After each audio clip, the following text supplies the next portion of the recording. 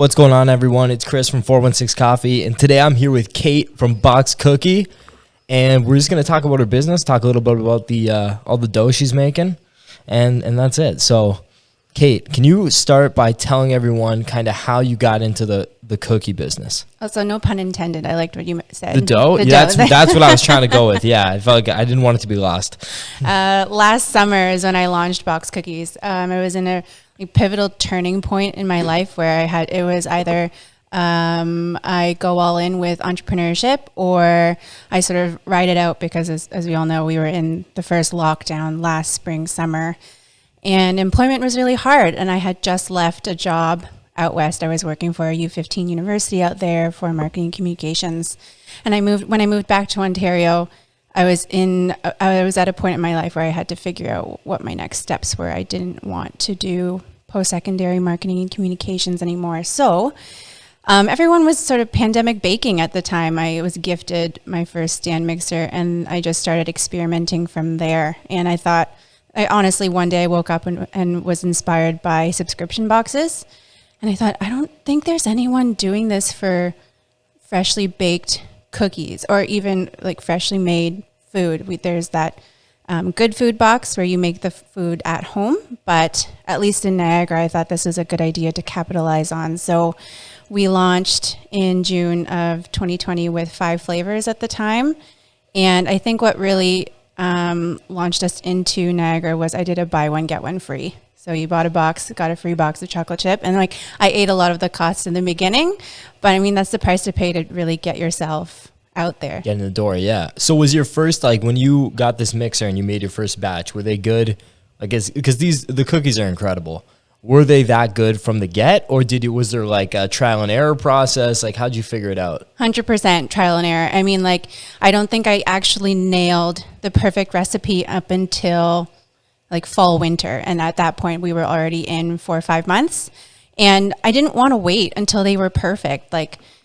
I feel like if I had waited until I nailed the dough, I would have just never launched. I'm a firm believer in you just got to try and refine from there. And the people that stick with you are your people.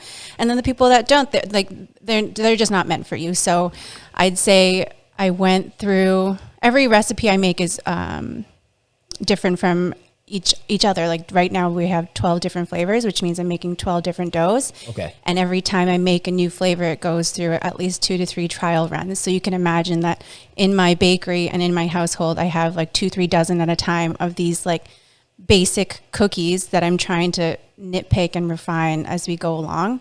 So the very first dozen I ever made is not the same recipe I actually use today. Okay. So it's always been a growth learning process, which is the same thing with coffee. Honestly, we've always refined kind of practices and processes. And then obviously when you're working with anything that's handmade, there's going to be nuances to each batch and everything. So and I think that's part of the enjoyment. That's what people like.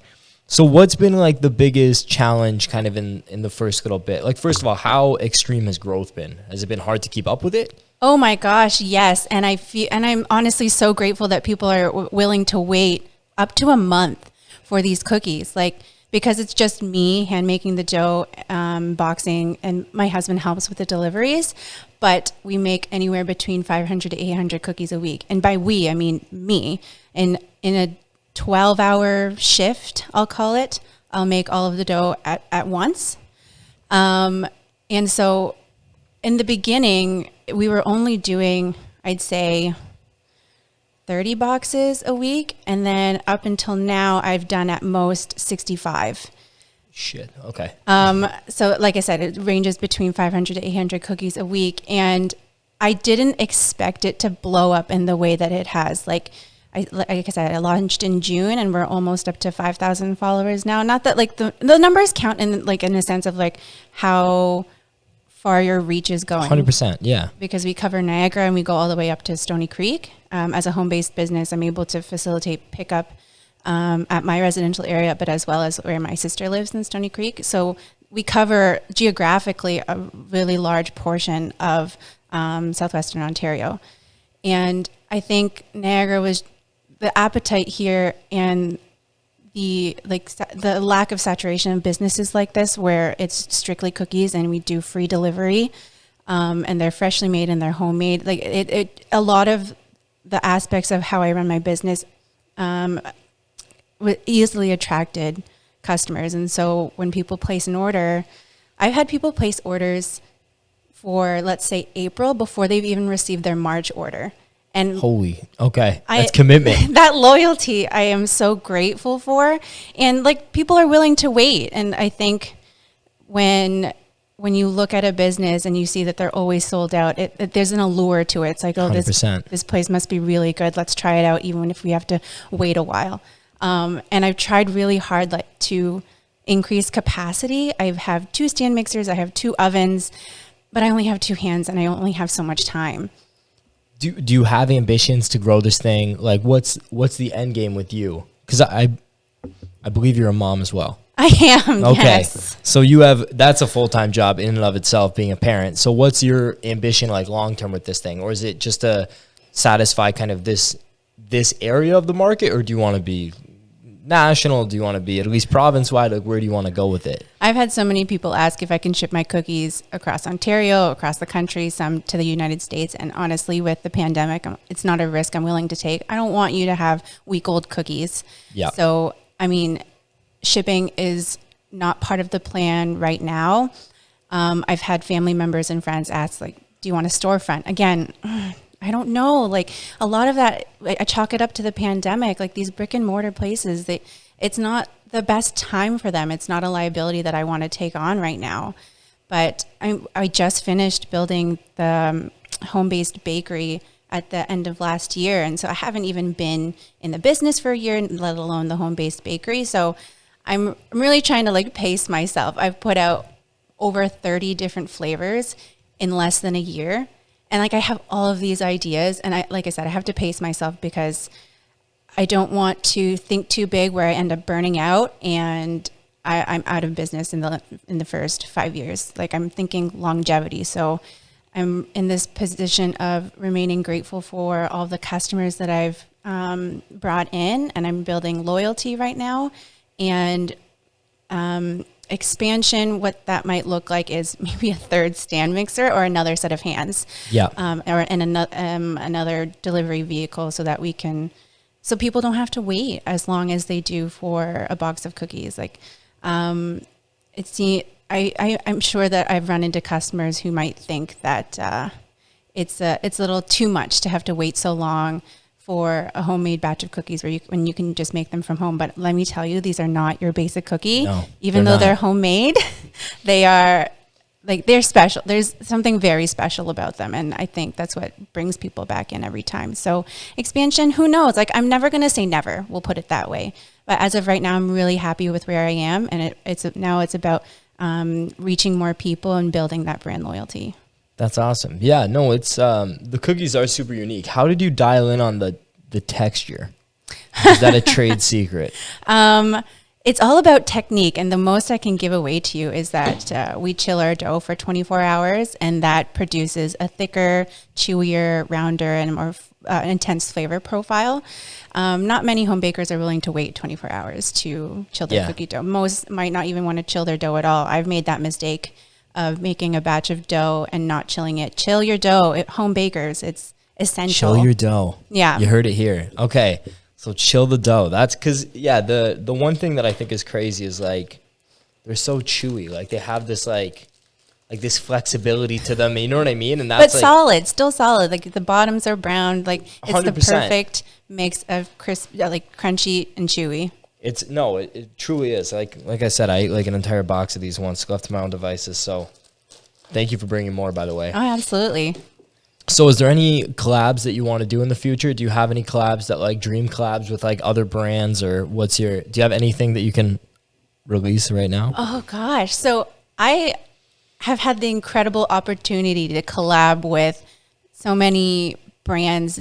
In less than a year, we did a partnership with Brock University Students Union, where they bought over 100 bake at home boxes, where we provide you with the dry ingredients and you just bake it at home. So virtual classes is something that has become very popular, which I didn't think would. Like, I'm no Anna Olson, for example. I am a regular Niagara resident who's baking these cookies. Didn't think anyone would want to watch me teach them how to make these. You can find this on YouTube. Like 100%, but I think again, it has to do that with that brand loyalty and that personal, that having a personable personality, approachable, like especially being a Brock grad. Like I took English Lit and Media and Communications in school, but now I'm an entrepreneur and a baker. Like I think a lot of people could sort of relate to that, in that you don't have to go to school for what you end up in. 100%. So Brock University has been, I've done 2 partnerships with them, one with the Students Union and then one with the actual university. We ran a campaign for Bell Let's Talk Day. So they bought a bunch of cookies and 500 of them, and they're giving them away to students for free. The way that they funded that was anyone who made a donation to the Student Wellness Fund could gift a cookie to a student. And that's donating to the Student Wellness Fund has been part of my business since the fall. Mental health has something I've always been passionate about. I benefited from the resources that Brock offered at the time when I was a student. And especially now, I think students really need that support. Yeah, absolutely. It's definitely a challenging time. Do you think COVID has hampered your business, or do you think it's kind of like added some jet fuel to it? Because I think for a lot of delivery businesses, I know like us here with our online business, like it's really exploded because of COVID, because there's people that have never bought things online now feel comfortable going online and buying things. So the kind of that e-commerce side of things is really growing for us. So I don't know if it's the same for you. Yeah, I mean, we started e-commerce, so it wasn't like we had to pivot in the same way that other businesses have. I started Box Cookies specifically on Instagram, and then when my DMs were just too full and I couldn't keep up, I moved to a website. And so I was able to build the business knowing that COVID existed, because we were in June we were starting to let up on the restrictions, and we weren't even doing delivery at the time. We didn't start with delivery right away, mostly because, like you said, I have a son. He's 1.5, and a husband who works as an ER nurse. So you can imagine that with an ER nurse and a business and a child, it's a lot to juggle. But because we built it from scratch with COVID in mind, it was really easy to sort of take off. There wasn't many adjustments that we had to make. A lot of what we do is manual. So every morning after I bake boxes, I send people their 2-hour delivery window, and then we do delivery ourselves. It can be a very challenging system where I am on the road. I'm answering any concerns from customers or questions or people placing orders. So my phone is always going off while I'm trying to focus on doing deliveries. But honestly, when you're a one-woman show with the help of my husband or my sister, sometimes it can be overwhelming. And I'm sure because your business is also family oriented, it can sometimes feel like it's never enough. Yeah, there's times, especially early on, where we felt like, there wasn't enough time in a day, right? When you're doing everything. I mean, now we're lucky to been building a team around us. We got like great people working in port, and now we're actually expanding. We're opening up a second location now, like another brick and mortar spot. So we've been growing, but it's definitely early on. It feels like there's not enough time in a day. So I understand the feeling of like overwhelm. Do you feel like early on, was there a bottleneck or a problem that like, was there a time where you almost came to the precipice and like quit, or never? I mean this jokingly, but it's almost like every day. Every day. Yep. This is just the reality of it. I had no idea what being an entrepreneur was going to be like. I could see it from the outside and how glamorous that looks, where you get to make your own hours, you're doing something really special and you're passionate about it, and your passion is really shown through the product and the services that you offer and the customer experience you're providing. But pardon my French, but like, holy shit, that the other side of that is, it can be like a valley of despair at times, but it can also be like so euphoric. 100%. But you got to ride that wave, and it is such a drastic drop, but it's also a drastic high. Like, there are going to be bad days, and there are going to be shitty moments where you like really question, like, why am I doing this to myself? There are plenty other things that I'm good at that I could do, but nothing, absolutely nothing professionally is as fulfilling as and being an entrepreneur and doing what you love. Granted, I'm lucky to have found something that I love. It takes some people years to really refine who they are and figure out what can I do, like what am I good at that I can transform into something for others. 100%. Yeah. Some way of expressing yourself, solving interesting problems, making people happy, right? I mean, we both work in food and beverage in that sense. So it's rewarding to give someone something that they want, right? It's not like we're selling a funeral service where, sure, we make a lot of money, but no one wants to buy a funeral service. People want to buy cookies. People want to buy coffee. It's something that people enjoy, which helps a lot. So, yeah. Do you have any advice you'd give to someone like searching for their passion? Any? Oh gosh, I mean, we're both still so young. Like I'm 27, you're 25. This isn't to say that this is going to be our forever, and like I keep stressing the pandemic will change, has and will continue to change how we live, what we do. And so I hesitate to say that this is the end game for me. I really don't know. And I'm grateful for what it is right now. But if you're searching for your passion, just try different things. Like I moved out west for a couple years after graduation, and I took jobs that I thought I wasn't really qualified for or didn't think I would enjoy. And you won't know unless you try. Like my passion is also in yoga, and I did my certification. So I'm actually certified to teach yoga, but I didn't enjoy it. I wouldn't have known though if I hadn't gone through the program and started teaching classes. Much rather be a student. But that's the thing, you invest in yourself to figure out what it is that you really want to do. And it's going to take time, and I'm lucky to have found this right now. But who knows? I mean, maybe I'll go back to teaching yoga, maybe not, but just be willing to try, to fail, to break down, but know that at the end of that journey, you'll be that much closer to being who you want to be and doing what you want to do. No, I think that's good advice. Like trying things, I think is the biggest thing. The amount of people that like have never tried a certain food and say they don't like it, right? It's that kind of ideology where it's like, if you haven't tried something, how would you know if you liked it or didn't like it? And also there's a lot of people out there that maybe have in their head glamorized some sort of career path or some sort of business, and they've never done it. And then they get there like you did with yoga, and it's like, yeah, this isn't really what I actually enjoy doing. So no, I think that's great advice. With the cookie business, as far as delivery goes, how do you think, is there any way to scale? Delivering a fresh product is hard. So I'm like, do you have any ideas about how you're going to grow when you have to cross that hurdle? Like, is it internally? Is it like, I don't even know, how do other organizations like ButcherBox, like how are those guys doing delivery? How are these other businesses doing delivery? Probably outsourcing it. When you're at a scale in your production where you can start to outsource your anything, whether it's delivery or like production, and you have the financial backing for that. We are less than a year old, so we don't have that. So we do our own deliveries, and delivery right now is free. So if I were to take on more deliveries, then that would mean having to start charging for deliveries. Like you really got to think sort of geographically how much we cover. We go from southern Niagara, like all the way down to Welland. And then we do Niagara-on-the-Lake, Niagara Falls, Thorold, Pelham, Fonthill. And then we also go up towards Hamilton. So that includes Grimsby, Beamisville, Vineland, Lincoln, Jordan, and St. Catharines, Thorold. Like, I think the last week we covered 150 kilometers round trip. And I mean, fuel's not cheap. No. But the allure of free delivery and fresh cookies at your doorstep, I don't want to give that up, even if that means taking on less deliveries or eating some of that cost. Like, we're still so new. I'm not in a position to feel like, I don't feel like it's fair to charge my customers at this point for delivery.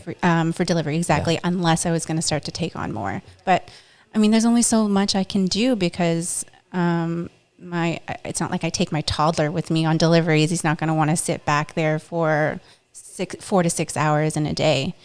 But maybe one day, I could outsource delivery, but I know for some businesses, when they do outsource, that cost ends up going to the customer. So if you're thinking you're paying $25 for a box of 1 dozen cookies, add another $10 for delivery, it can be a lot. Not everyone is in the position for that. I think it's funny, the psychology behind it. I would rather pay $30 for a box of cookies than 25 plus 5 for delivery. 100%. It's funny how that works. No, you're right. We do similar. We do $1 in Niagara region delivery, which we do ourselves with the Sprinter, and then and we do that every Saturday. And then anything that's further, like we ship worldwide, and that's all set up. But we use UPS for all that stuff. Obviously, anything further.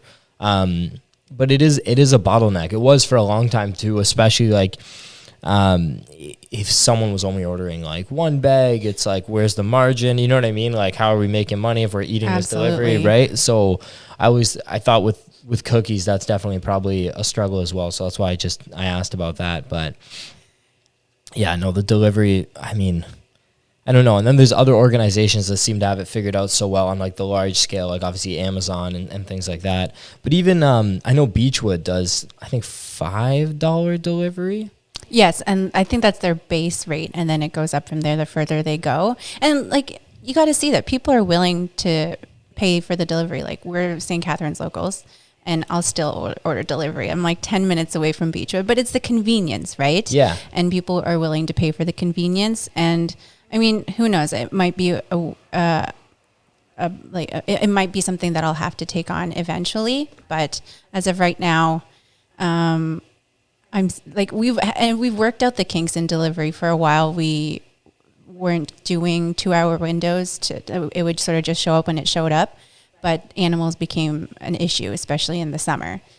Okay, I didn't even think of that. Yeah. Yeah, and then even that 2-hour window it can still be a lot for people because they don't exactly know when it'll get there, and I'm not able to send delivery notices when it arrives. Again, that's another outsourcing possibility where I have an automatic system that I sort of just press a button on my phone and it notifies the customer that their box is there. But in order to keep my cost down and provide these cookies at an affordable rate, everything I do is manual. Everything I do on the back end is manual. I do only by e-transfer so that like the Interac and MasterCard and Visa don't take a profit. Like, I want to keep these cookies affordable. At the beginning, I was like, who the heck is going to pay $25 for these cookies? It's that sort of that imposter syndrome that really gets to you, and that fear. But like I said, these aren't your basic cookies. They're special, and they're worth the wait. They're worth the money. If I can like toot my own horn here. Yeah, go for it. Yeah, no, that's that's awesome. So is there I guess, is there any other businesses that you kind of admire in the space, or like internationally speaking, any other businesses that you look up to that you want to emulate, or people? No. And that's a good question, because every now and then I come across, if we're going to stick with cookies here, I come across a cookie business that looks like another cookie business. And when I first started, I didn't know that people already did this. When you enter the small business world, and you're especially on Instagram, when you're liking certain content, more of that content pops up, and you realize like, oh, there's actually more competition in this area than I initially thought. But when I launched, I didn't know about it, and as I go on, I don't pay attention to it because I want to build a brand that stands out from everybody else, which means not looking at what everyone else is doing. It's just going to be noise that I have to tune out. It's going to make me anxious. It's going to make me feel like these cookies aren't worth anything. You know what I mean? Like, yeah. You really have to almost put your blinders on and pretend that they're not there, and refine your product and refine your customer experience. And like, when you see these cookies, you see my website, you see my Instagram, I want people to think, oh, I've never seen anything like this before. Granted, there are cookie businesses everywhere. Like, Toronto's really saturated with them.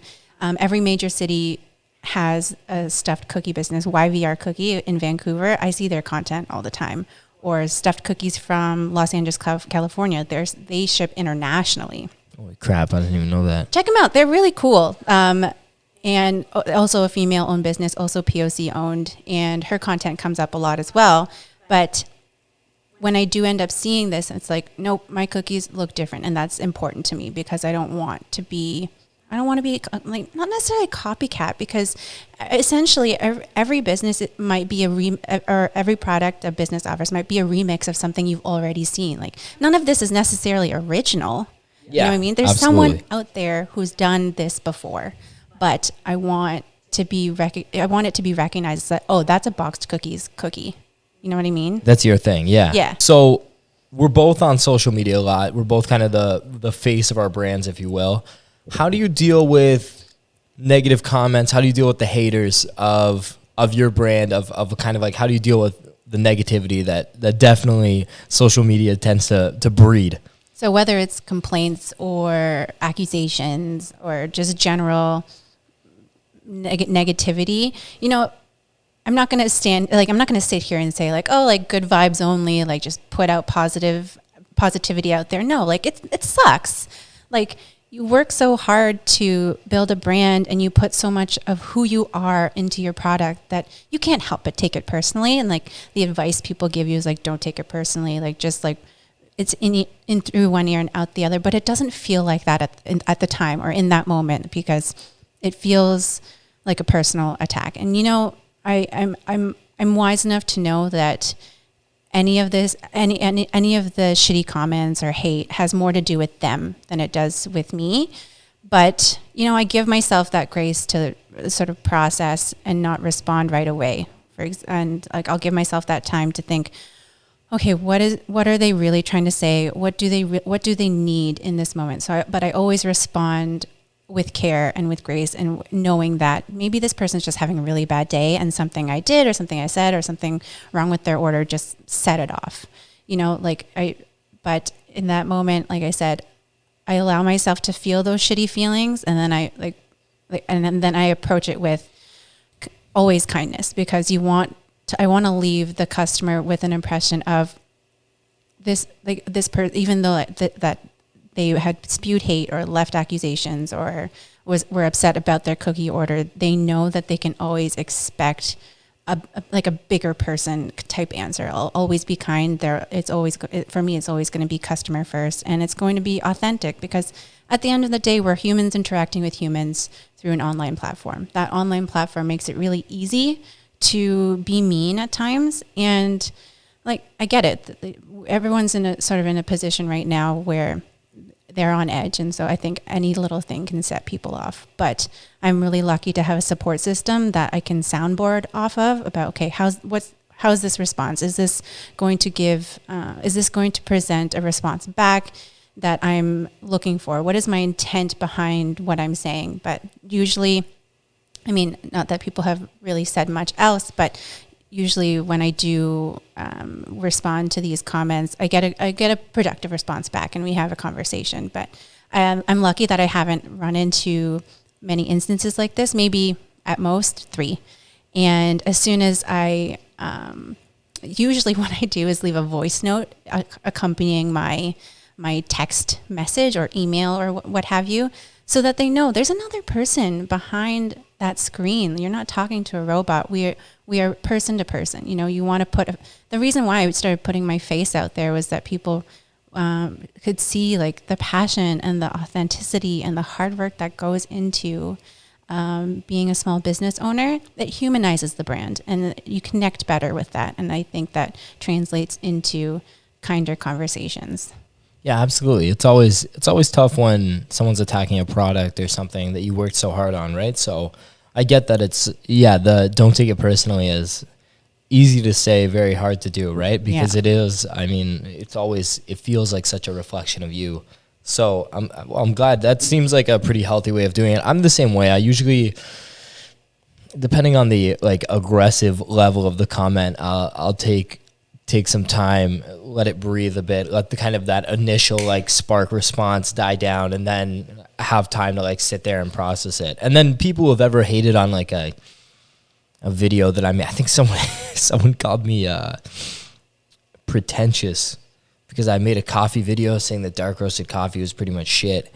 And that was actually pretty funny, and it inspired another good video. But that was things like that. It's just like, I don't know, that kind of hate is like people just have, I guess, too much time on their hands. In hindsight, it's always in hindsight that I realize I'm really glad that this person said this, because it inspires something else, or it like produces something productive for you to tweak something about your business or something about your product. That I'm of the mind that any feedback, whether it's good, bad, hate, will lead to something productive for you to like be inspired or change something. Like it's only going to make you better at what you do, and if not better, then make you more determined to stay ahead of the curve. Absolutely. No, I agree. Yeah. Sometimes it hurts in the moment, but it's usually something that you're going to like build upon. And usually, unfortunately, we grow through pain in all aspects of life, right? Sometimes it takes like the hard lessons. I like that. You got to grow through the pain. And my God, entrepreneurship can be there can be a lot more pain in some days than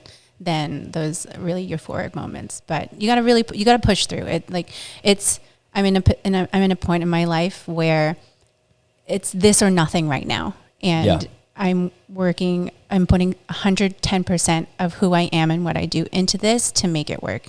And I don't want to be the person who gave up within the first year or within the first 5 years. So I'm like, a lot of it is hustle right now. And the burnout is incredibly real. Every month there seems to be a holiday. Last month was Valentine's. This month's on St. Patty's. Next month is Easter. And then there's Mother's Day, Father's Day. Like there's no time. There's no time to let up and like take a breather. It's like, no, I gotta figure out what new flavors are coming out. And that's how I keep the interest going as well. Like some people, it can be, I had a friend point out, that when people place orders, by the time they get their order, or maybe not, I've already come out with a new flavor. And I can see where the customer experience, that can kind of be like a little annoying, because you have your set 2 flavors and then you see another one come out and you're like, oh, like kind of wish I had gotten that. But like as a business owner, that's how I keep you in, so that you keep trying these. Like like there's a system.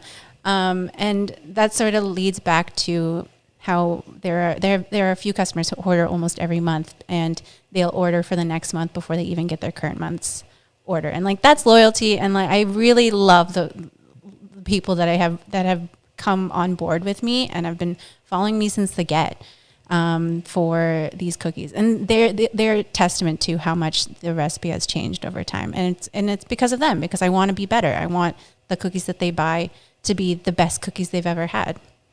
Do you find a tough time on like your worst days as an entrepreneur? Do you find you have a tough time compartmentalizing?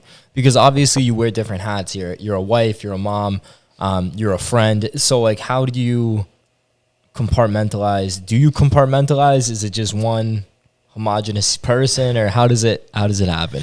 Oh gosh. And to add to that, there's like the bookkeeping, there's the photography, there's the marketing, there's the customer service, there's delivery, it's literally everything. And I didn't realize when I first started that the most of my time was going to be spent on social media. I thought it was going to be actually making the cookies and delivering them, but content planning and content producing is the majority of what I end up doing.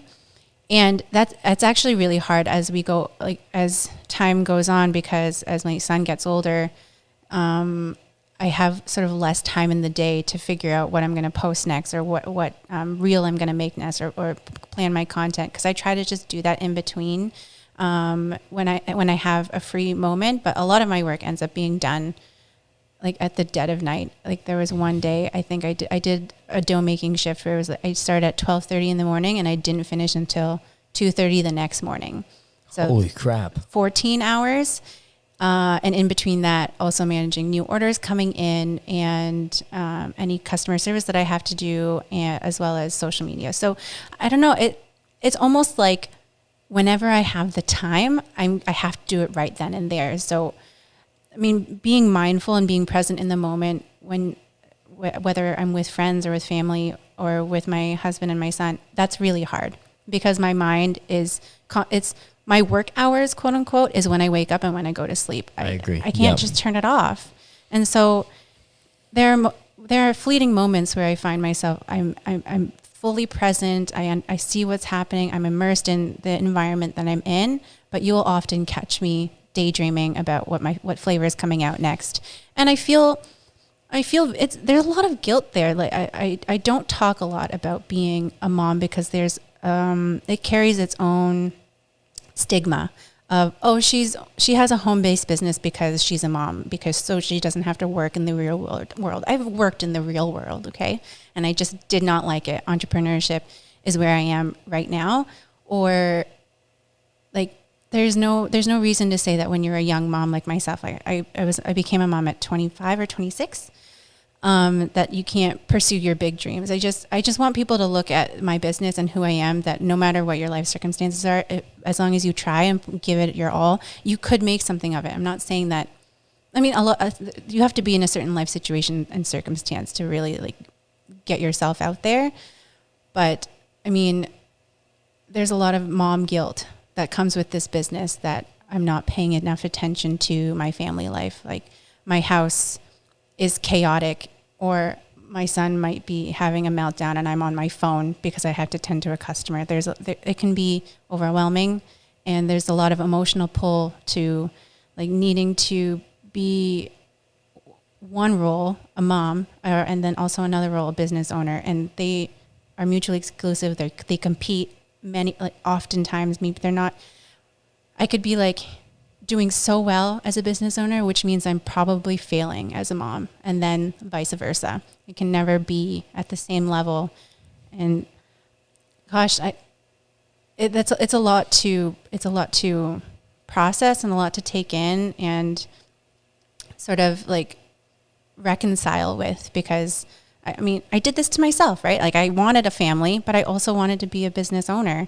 And oftentimes they just compete, and I can only do my best in a day is all I can say. Absolutely. Yeah. Well, no, I'm sure you're doing a great job. I feel the same way, just I'm not a parent, so not in that aspect of my life, just even in some of my relationships with my girlfriend, with my friends, whatever. It's just hard to kind of give everyone the time they need while you're still trying to do this thing that you're bent on, you know what I mean? So I can only imagine adding complexity to that, but no, I'm glad. It sounds like you have a pretty healthy way of coping with it, and at least like a good, I guess, value system and way of looking at it, which is important. Yeah, like everything about this business is driven by authenticity. I'm never doing anything because it's the cool thing to do, you know? Like I have to feel it in my heart and know that this is the way to go. For flavors, for example, I've thought of dozens and dozens of cookie flavors, but if it didn't feel right, if I couldn't nail a recipe, it's probably because it didn't come from the heart. I tried a strawberry cheesecake cookie for Valentine's, and it just didn't work out. My heart wasn't in it. I was trying it because strawberry is the flavor for Valentine's, aside from chocolate, of course. But you know, when as an entrepreneur, you really need to lean on your instincts and your gut feeling, and you know, it's hard to balance against, I should just go for it because maybe I'm just scared, and that's what's keeping you from doing something. But I've always gone back to what feels right, and you know, balancing the business with family. And then there's the added aspect of the pandemic. Like nothing is more important than, first of all, my health, because I can't take care of my family or do what I do without my health. And then second is family, because they are the reason that I do this.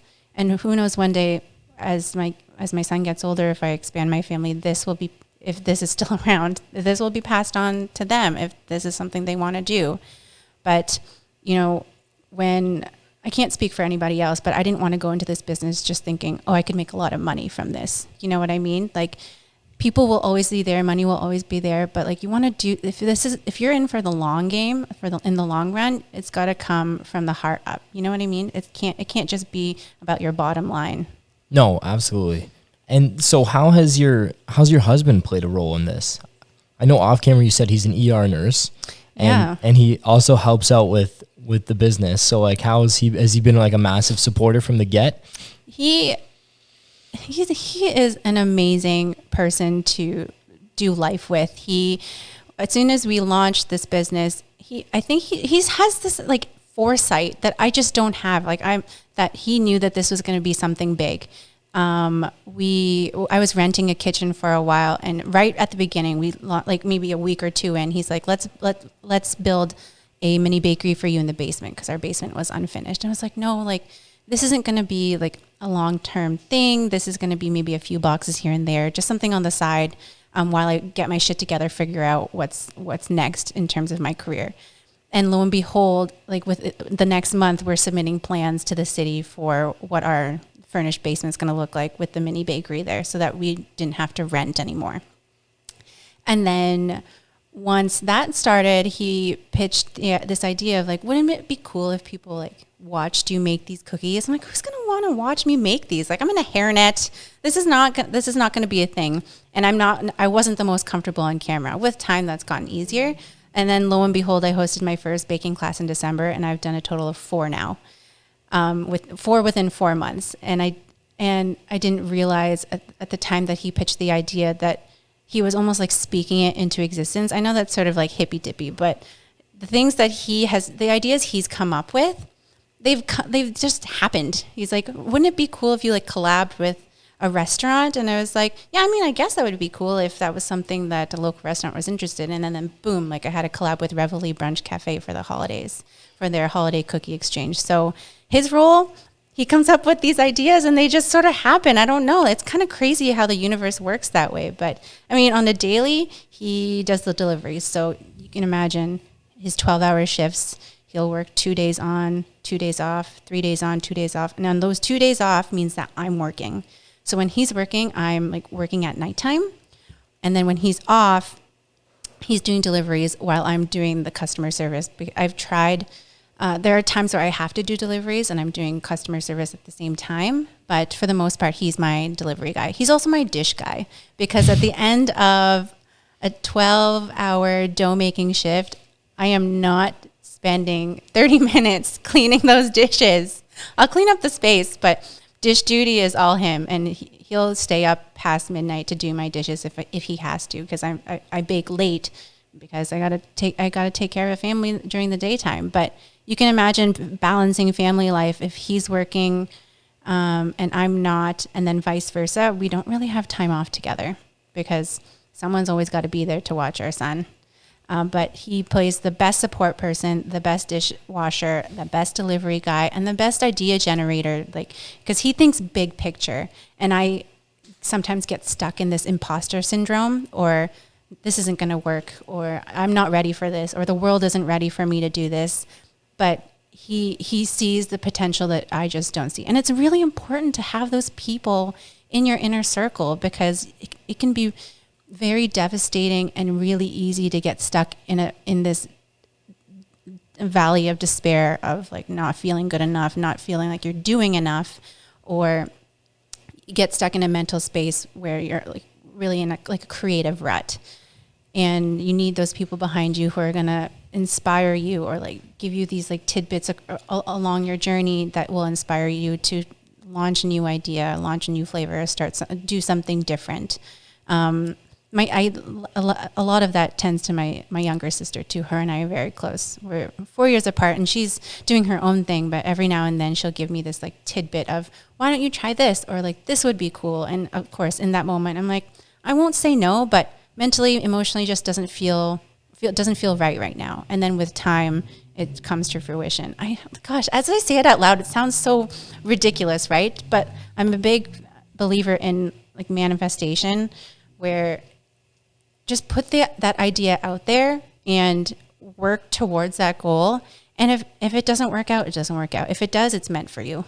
Exactly. Yeah, no. And I think that's a good way to look at things. I mean, a lot of people can get caught kind of like chasing so much. Whereas I like how you're saying, like, put your best foot forward towards something. And if it's meant to be, it'll be, kind of thing. However, I also subscribe to that famous like Hannibal saying, which is, he was like, either I will find a way or I will make one. So holding both ideas in my head right now. But okay, so let's finish up on something light. We went deep there for a little while, which was great. Let's finish up. Tell me about Collabs. Tell everyone what's upcoming. Tell everyone where they can order these awesome cookies. Give me like a wrap up like that. We're working on a partnership with CAA Niagara. We're in in the planning stages of that. So that's all I can say about the CAA Niagara. But we're also doing a collab for our 1-year business anniversary with Anita Gelato. We're going to try to turn one of our signature cookies into a gelato flavor. We're super pumped about that, especially with summer, just on the precipice. Cookies and gelato, sandwich them together, is honestly the perfect summer treat. Like, so I'm really excited about that. Like, if I could come up with a list of like dream collabs, I've knocked like all of them off my list at this point. Now it's a matter of like asking my husband to think bigger, I guess, like what could be next? Like I did a local restaurant, I did a local coffee shop, I did a local ice cream shop. And then I've got this like, partnership with CAA. And then I'm in with the university, like what could be next? But you know, it's a monopoly effect. Like when it rains, it pours. And like that, I mean, that could be on the inverse side too, right? Like when things are going bad, it's a trickle effect. But when things go great, it's also a trickle effect.